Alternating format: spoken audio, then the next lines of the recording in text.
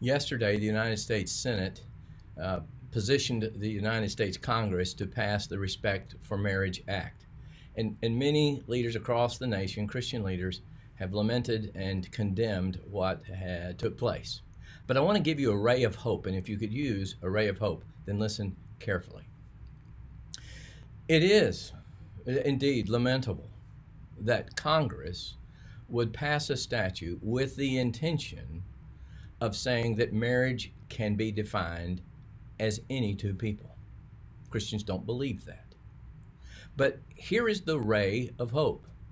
What the bill says is that every state and the federal government will recognize marriage as defined by the states.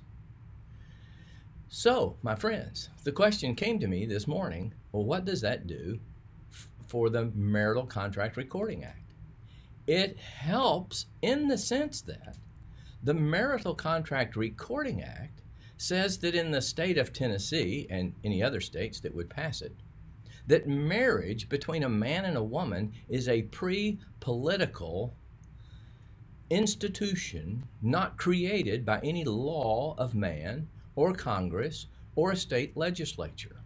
And the United States Supreme Court in Obergefell versus Hodges, its same-sex marriage decision, specifically said it was only dealing with civil marriages, those created by statute. So Obergefell doesn't even speak to the constitutionality of the Marital Contract Recording Act. And since 6 justices in June just said the Constitution should be interpreted according to the common law, it should be difficult for them to hold that common law is now unconstitutional. So what would happen if some states would pass the Marital Contract Recording Act? Congress, and even the state of California, would have to recognize that in Tennessee and any other states that follow our lead, understand marriage as a pre-political institution not created by the government that belongs only to a man and a woman. And the government can license whatever it wants and call it a marriage, but there is a real thing called marriage. Wouldn't it be great if the state of Tennessee actually said, you can have your positive law made up statutory kinds of marriages, but Tennessee recognized that there's a real kind of marriage that exists only between a man and a woman.